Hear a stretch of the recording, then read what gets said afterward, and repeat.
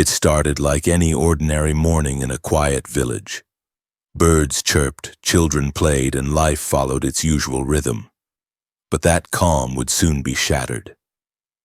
Near a local garden, people began gathering in large numbers. Hundreds of police officers arrived, dogs were called in, and the area was sealed off. Locals had never seen anything like it. Their peaceful village was suddenly the epicenter of a mystery that would grip the entire region.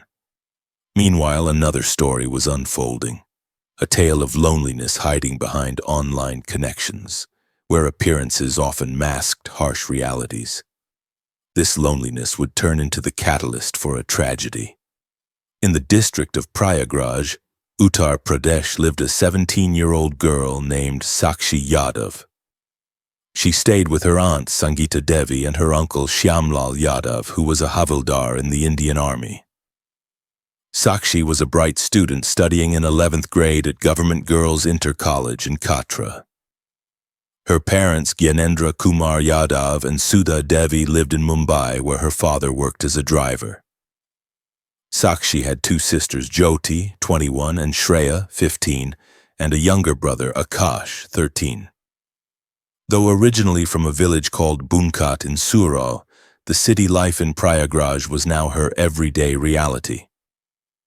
Sangeeta Devi had always struggled with health issues, and after losing her 3 children, she had no one to care for her. So Sakshi came to live with them almost like an adopted daughter. The aunt and uncle took responsibility for everything: her education, health, daily needs, and even the future arrangements for her marriage. Sakshi in turn respected their efforts and took care of household chores and her aunt's needs with dedication. It was a harmonious relationship built on trust and affection. November 10th, 2025 started like any other school day. Sakshi got ready, wore her uniform, packed her school bag, and promised her aunt that she would return by 4 p.m.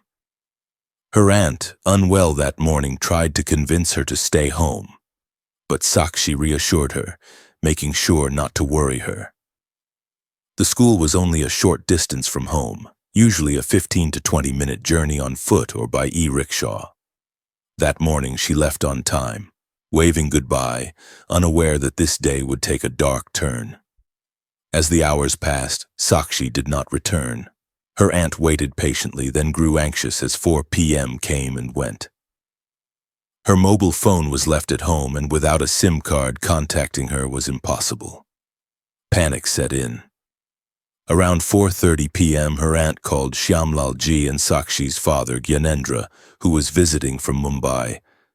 Both rushed to her aunt's house, searching desperately for any sign of her. They assumed she might have gone home, but the unusual delay made them worry. The family searched tirelessly, visiting Sakshi's friends' homes, nearby schools, and relatives. No one had seen her. As night fell, anxiety turned into fear. Finally, they filed a missing person report at Kant police station, giving every detail about Sakshi's appearance, clothes, and personal belongings. The police assured them that they would find her, but the family's hearts were heavy with dread. The night passed in tension, fear, and endless waiting. The next morning, November 11th, changed everything. About 20 kilometers from her aunt's home near Lakrawan in the Tharwai area, someone discovered a school bag lying by the highway. The bag contained Sakshi's books, notebooks, a small mirror, makeup items, and her Aadhaar card. Her family was notified, and the sight of her belongings in such a distant place sparked immediate concern. The discovery hinted that something terrible had occurred, and the police intensified their investigation. By November 15th, early in the morning, young boys training for army and police recruitment discovered a disturbing sight in a secluded garden. The soil seemed disturbed, dug up and moved, old but deliberate. Dogs sniffed at the site and unearthed something horrifying: human hair. A closer look revealed a human body buried beneath the soil, partially concealed with a scarf. The girl, later confirmed as Sakshi, was between 16 and 20 years old, wearing her school uniform. Evidence of violence was apparent, suggesting the crime had occurred days earlier. The news spread rapidly. Villagers, police, and media converged on the site. Specialized forensic teams, along with a dog squad, joined the investigation. The garden, isolated and rarely visited, became the center of intense scrutiny. Forensic experts examined the scene, collecting samples and items found nearby, including sports shoes and socks. It was clear that this was not a random crime. The location was chosen deliberately, and the method showed chilling planning and intent. Police discovered clues in Sakshi's school bag as well. Notebooks, books, and even a few personal items that hinted at her life and connections. A name, Deepak, and a phone number appeared in her notes, raising immediate suspicion. Investigators traced the number, uncovering that it was registered under a woman in Jammu and Kashmir using documents from Maharashtra. A complex trail suggesting careful planning to mislead authorities. The pieces of the puzzle were beginning to form, but the full story was far from clear. Even before her death, Sakshi had been in contact with Deepak through Instagram. What started as innocent online conversations turned into a secret relationship, culminating in their first meeting at a local store in June 2025. Deepak, a 26-year-old army soldier, had ulterior motives despite Sakshi's genuine affection for him. The investigation revealed that he had a planned scheme involving manipulation, deceit, and premeditated violence. Sakshi, naive and trusting, had no way of knowing the danger she was stepping into. By the time police pieced together the timeline, it was evident that the events of November 10th to 15th had been meticulously orchestrated. Sakshi had been lured away from her normal route, taken to a remote location, and murdered. The meticulous planning, combined with the online manipulations, showed a chilling blend of love, obsession, and crime. Her family's nightmare had just begun, and questions about motives, accomplices, and justice remained unanswered. Do you know a quiet, village-like area where mornings were usually peaceful? Suddenly, near a garden, thousands of people started gathering. Hundreds of police personnel arrived from nearby stations. The entire area was sealed off. Search dogs were brought in. The locals had never seen anything like this before, not even in their dreams. Meanwhile, another story was also coming to light. These days, people are highly connected on social media. Social connections are strong, yet people often feel extremely lonely, and this very loneliness can lead to tragedy. People sometimes mistake online life for reality, even when it isn't real. The police were also about to bring their investigation to a crucial stage. Hello, friends. How are you? Today we are going to talk about the Sakshi Yadav case. This incident began in the Kant police station area of Prayagraj district, Uttar Pradesh. Sakshi Yadav, a 17-year-old girl studying in 11th grade, lived in a quarter in the new containment area with her aunt, Sangeeta Devi, and uncle, Shamlal Yadav. Her uncle served as a havildar in the Indian Army. Sakshi originally belonged to a village called Bunkat in the Surao area of Prayagraj. Her father, Gyanendra Kumar Yadav, worked as a driver in Mumbai, and her mother, Sudha Devi, was a homemaker. Sakshi had two sisters and a younger brother, Jyoti, 21, Shreya, 15, and Akash, 13. She was the second child. Her aunt, Sangeeta Devi, had health issues related to her heart and had previously lost 3 children, which left her in poor health. Her husband, due to his military duties, was often away. Doctors had advised her not to stay alone, so she discussed with Sakshi's father and decided to bring Sakshi to stay with her. Essentially, the aunt and uncle adopted her, taking full responsibility for her education, living, food, medical care, and overall well-being. They even planned her marriage in the future. Sakshi didn't mind any of this and came to stay with them in 2022. Her uncle got her admitted to a local school. After passing 10th grade, she enrolled in GGIC Government Girls Intercollege in Katra, Prayagraj for 11th grade. Her aunt and uncle treated her like their own daughter, and Sakshi also took care of household responsibilities, including cooking and administering her aunt's medicines. The family provided all comforts, including Wi-Fi for her studies. She still occasionally visited her parents' home, maintaining a balance between both households.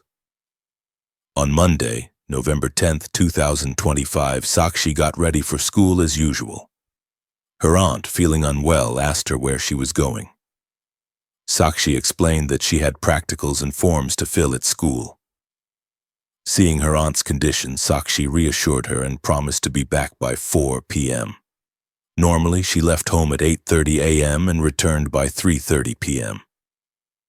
The distance from Kant to Katra was around 15 to 20 minutes, though traffic sometimes delayed her by half an hour. That day, she left home on foot with her school bag. Sometimes she would take transport like an auto or e-rickshaw, but this morning she started walking. Hours passed.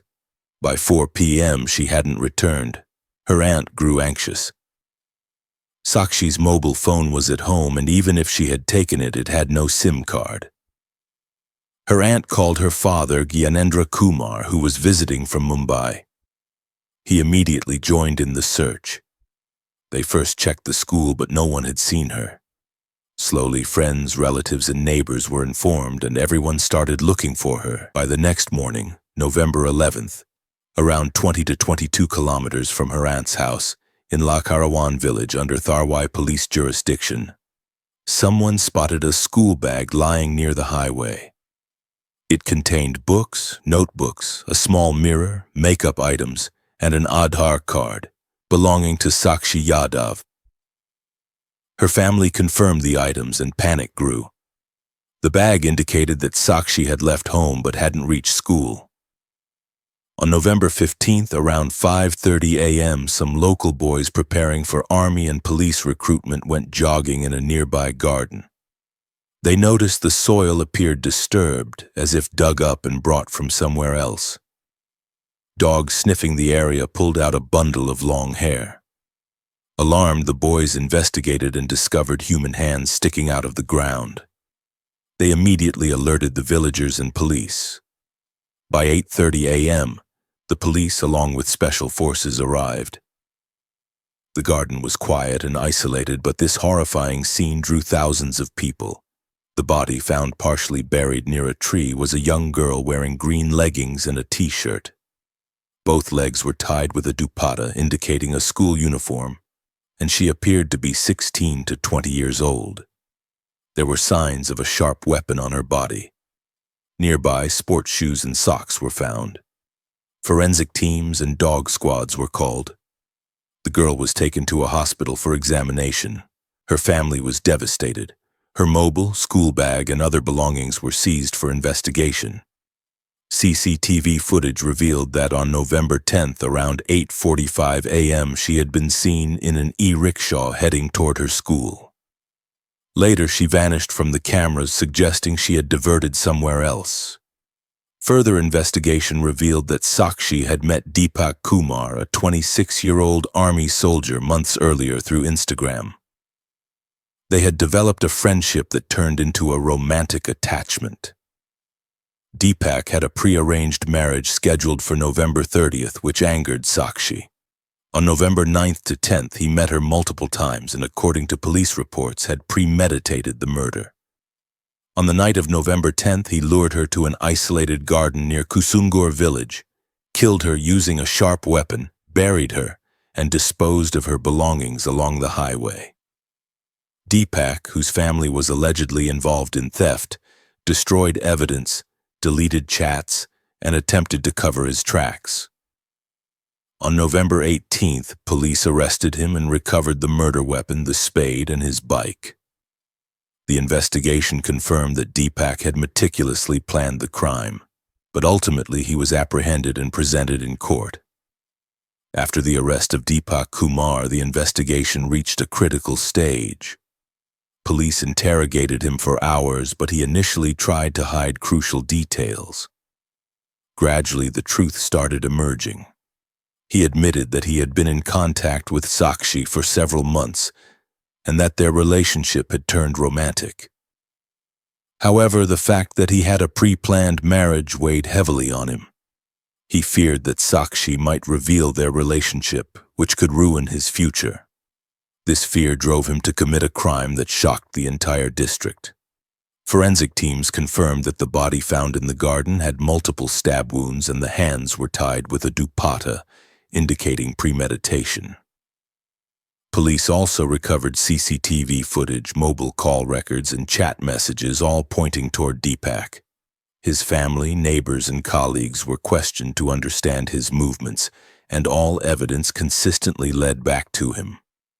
The case caused widespread outrage. Social media platforms were flooded with posts condemning the crime, and people demanded justice for Sakshi.